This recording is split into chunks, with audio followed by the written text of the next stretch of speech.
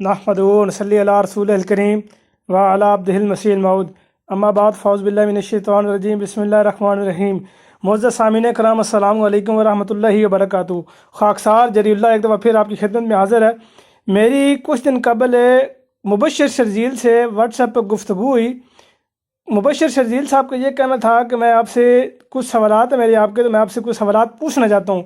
मैंने इनसे ये कहा कि आप मुझसे कोई भी सवाल पूछें, लेकिन उस सवाल का मुद्दा ये होना चाहिए कि अगर आप मुझे जवाब ना दे सकें तो आपने आमदीद कबूल करनी है, लेकिन अगर आप जवाब दे सकें और आपका जवाब बिल्कुल वैलिड होगा तो मैं आमदीद छोड़ के आपकी बात मान कर आपकी कम्युनिटी में आ जाऊँगा।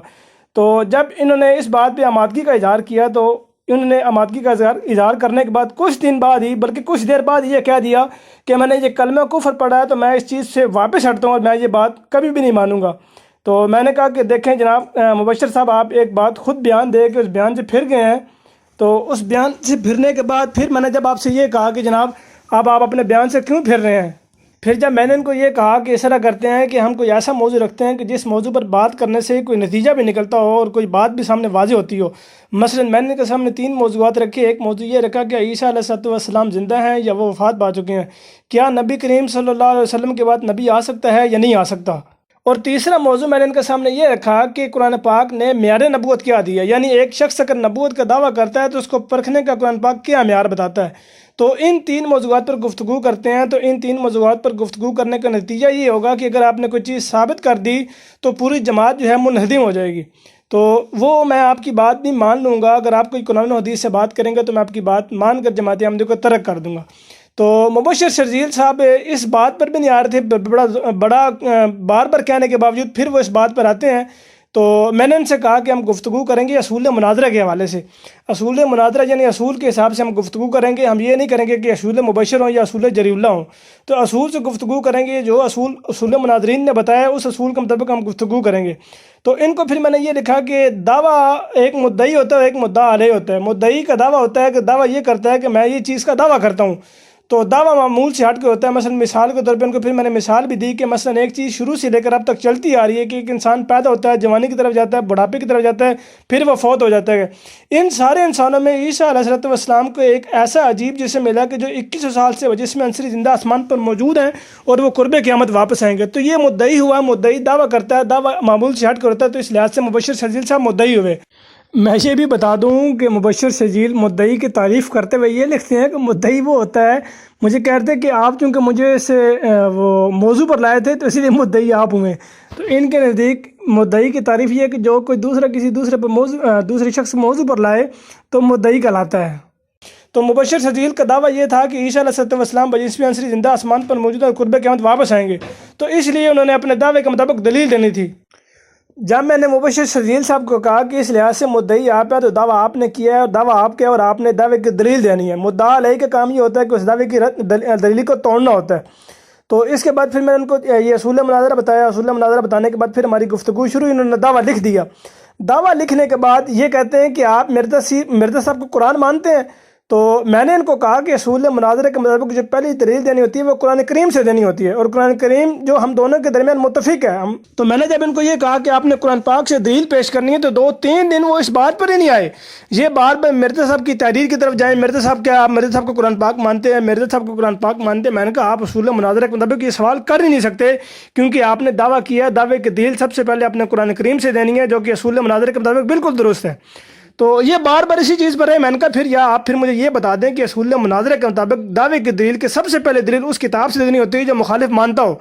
आप पहले मुझे ये बयान कर दें कि दावे की सबसे पहली दलील जब मुनाजरा शुरू होता है तो दावे की दलील पहले उस किताब से दी जाती है जो मुखालिफ मानता है, यानी जो आप नहीं मानते मुखालिफ मानता है। यानी कि जिस तरह मैं मिसाल के तौर पर मिर्ज़ा साहब की तहरीरात मेरे लिए हुज्जत है, तो ये कुरान पाक को छोड़ के मिर्ज़ा साहब की तहरीर मेरे सामने पेश करें कुरान हदीस को छोड़ के, तो ये असूल मुनाजरे के मुताबिक तरीक़ ही गलत था। मैं इनसे ये पूछ रहा था कि अगर ये तरीक़ दुरुस्त है तो फिर मुझे आप साबित करें।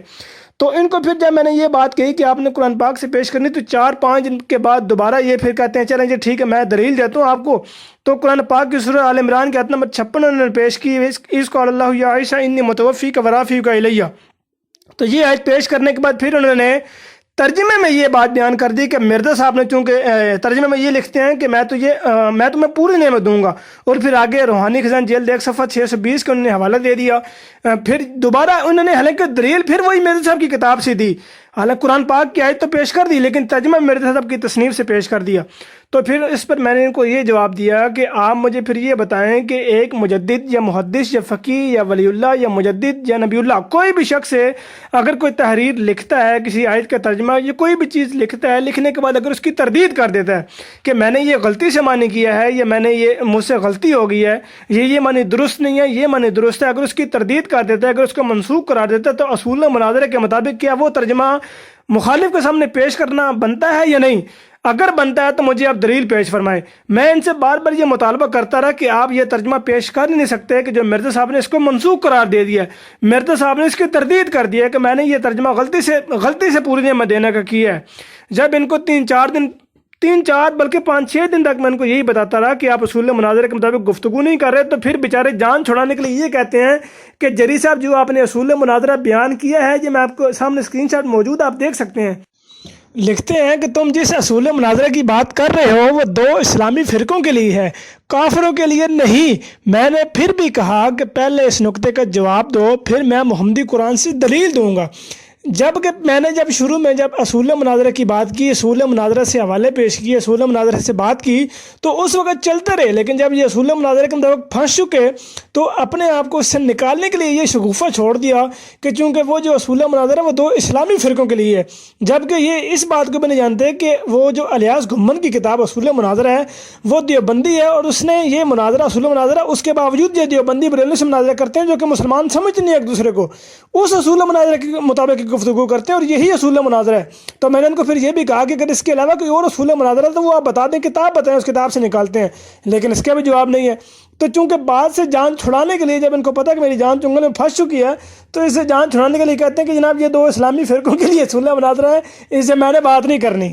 اصول مناظرہ کے مطابق اگر آپ پیش کر سکتے ہیں تو پھر کوئی ایسی دلیل پیش کریں کہ آپ ایک مجدد ایک چیز کو منسوخ قرار دے دیں، اس کی تردید کر کے پھر بھی اگر وہ پیش کرتے ہیں، اگر وہ پیش کرنا درست ہے تو آپ اصول مناظرہ سے اس کی مثال دیں کہ ایک چیز کو اگر منسوخ قرار دے دیا گیا، ایک شخص کی ایک چیز کی تردید کر دی گئی تو اس کو پیش ہی نہیں کرنا بنتا۔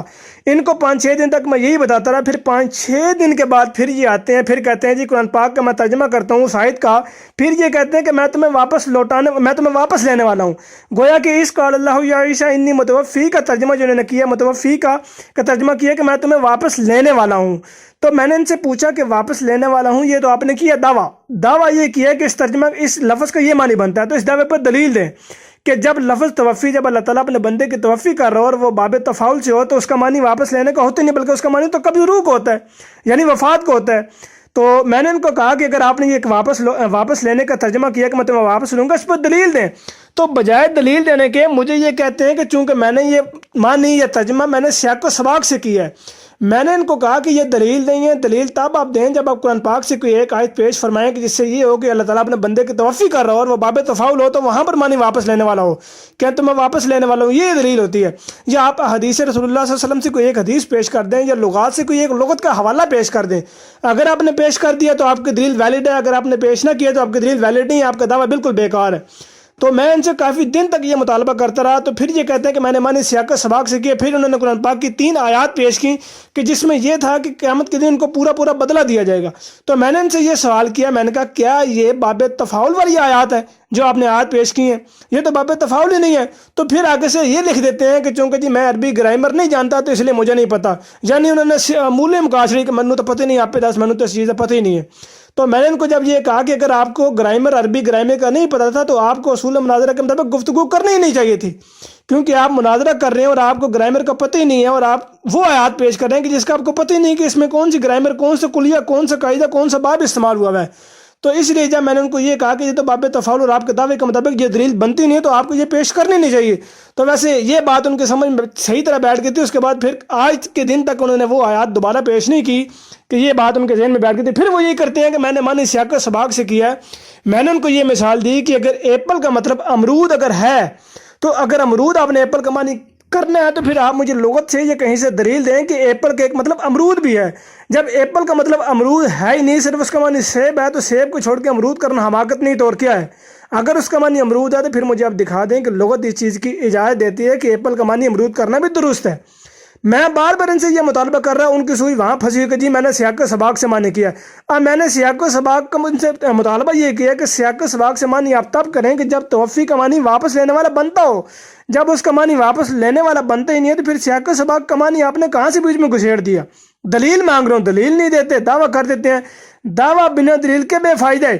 اور پھر انہوں نے یہ بھی کہا تھا کہ اگر میں آپ کو یہ ثابت نہ کر سکا تو میں احمدیت چھوڑ دوں گا، اور یہ اپنے دعوے پر دلیل بھی نہیں دے سکے۔ اور انہوں نے بیچ میں ایک دو دفعہ ایگری بھی کیا کہ میں اگر دلیل نہیں دے رہا، میں اگر نہیں ثابت کر رہا تو آپ ثابت کر دیں۔ تو حالانکہ مدعا علیہ کا تو کام ہوتا ہے کہ جو مدعی دعویٰ کرے، جو دلیل پیش کرے، اس دلیل کو رد کرنا ہوتا ہے۔ تو مدعی جب دعویٰ کر کے دلیل ہی نہیں دے تو مدعا علیہ رد کیا کرے؟ مدعا علیہ نے تو صرف سوال کیا، یعنی میں نے صرف سوال کیا اس دعوے پہ کہ جو دلیل آپ دے رہے ہیں، جو دعویٰ آپ کر رہے ہیں، اس دعوے پہ دلیل بھی نہیں دی۔ آپ نے دعوے پہ دعوے کر دیے ہیں، اس دعوے پہ دلیل مانگ رہے تو وہ دلیل نہیں دے رہے۔ تو جب مدعی اپنا دعویٰ ثابت نہ کر سکے، مدعی اپنا موقف ثابت نہ کر سکے تو مدعا علیہ کا موقف خود بخود ثابت ہو جاتا ہے۔ مثلاً مدعی یہ تھا کہ حضرت عیسیٰ علیہ السلام پر جسم اصلی زندہ آسمان پر موجود ہیں۔ مدعا علیہ کا یہ دعویٰ تھا کہ عیسیٰ علیہ السلام باقی انبیاء کرام علیہ السلام کی طرح وفات پا چکے ہیں۔ مدعی جب اپنا دعویٰ ثابت نہ کر سکا تو مدعا علیہ کا دعویٰ خود بخود الحمدللہ ثابت ہو گیا۔ اور پھر مبشر شرجیل کو اپنے دعوے کے مطابق، اپنے بیان کے مطابق کہ اگر میں ثابت نہ کر سکا تو میں احمدیت قبول یعنی مسیح موعود کو امام مہدی مان لوں گا اور ان کی بیعت کر لوں گا۔ یہ ان کا بیان تھا کہ میں مسیح موعود کو مان لوں گا۔ تو اب ان کو اپنے بیان پر پورا اترتے ہوئے حضرت مسیح موعود علیہ السلام کی بیعت کرنی چاہیے، یا پھر اپنے یہ بیان سے مکر جائیں اور اعلانیہ طور پر بغاوت کے اعلان کر دیں کہ جی میں اپنے بیان سے پھرتا ہوں اور میں نے اپنے بیان کی خلاف ورزی کی اور میں اس چیز پر ایگری نہیں ہوتا۔ اگر یہ کہتے ہیں کہ جی میں نے دلیل دی تھی تو میں ان سے دوبارہ وہی سوال کرتا ہوں کہ سیاق و سباق کا معنی آپ واپس تب لگائیں جب اس کا معنی بنتا ہو۔ اس لیے میں سامعین کو ایک بات کی طرف یاد دلاتا چلوں کہ توفی کے قرآن پاک نے صرف و صرف دو ہی معنی بیان کیے ہیں۔ سورہ زمر میں اللہ تعالیٰ فرماتا ہے اللہ یتوفی الانفس حین موتها واللتی لم تمت فی منامہا، کہ اللہ تعالیٰ نفوس کی روح قبض کرتا ہے، وہ دو طریقے سے کرتا ہے، ایک اس کی موت کے وقت، دوسرا اس کی نیند کے وقت۔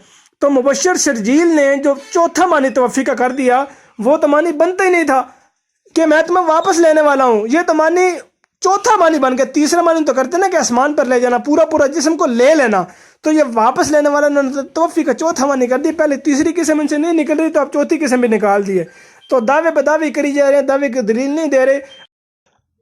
اچھا میں یہاں پر یہ بھی بتاتا چلوں کہ یہ مبشر شرجیل جو ہے اس کو میں نے یہ بھی کہا تھا کہ ہم فون پر لائیو بات کرتے ہیں، وہ چاہے واٹس ایپ پہ ہو، چاہے اسکائپ پہ ہو، چاہے فیس بک پہ ہو، تو لائیو بات کرتے ہیں، لیکن یہ اتنے خود کو مجاہد ختم نبوت کہتے ہیں، ان میں اتنی ہمت نہیں ہو سکی کہ یہ مجھ سے لائیو گفتگو کر سکے فون پہ۔ آخری وقت تک یہ اس پہ ڈٹ رہے کہ نہیں جی میں نہیں کر سکتا لائیو گفتگو، میرے پاس ٹائم نہیں ہوتا، میں مصروف بندہ ہوں۔ جبکہ دوسری طرف میرے دوسرے دوست عبداللہ صاحب کے ساتھ یہ کہتے ہیں کہ میں آپ سے بات کرتا ہوں فون پہ، آپ کو سارا کچھ سمجھا دوں گا، لیکن جیسے ان کو پتہ لگا کہ جری اللہ بیچ میں آ گیا ہے تو ان کو میں نے کہا کہ ہم فون پر بات کرتے ہیں، تو یہ ایسے تھے کہ یہ فون پر بات کرنے پہ آئے ہی نہیں ہے، اور انہوں نے یہ بہانہ لگا دیا کہ میرے پاس ٹائم نہیں ہوتا، میں نہیں کر سکتا بات گفتگو، میں مصروف بندہ ہوں، یہ ہوں وہ ہوں، تو میری طرف ٹائم بھی ختم ہو گیا۔ تو یہ اس طرح کے بندے ہیں۔ اللہ تعالیٰ سے دعا ہے کہ اللہ تعالیٰ ہمارے مخالفین کو حق بات سمجھنے کی توفیق عطا فرمائے، اللہ تعالیٰ ہمیشہ حق بات ہمیں کہنے کی توفیق عطا فرمائے۔ وما علینا الا البلاغ المبین۔ السلام علیکم ورحمۃ اللہ وبرکاتہ۔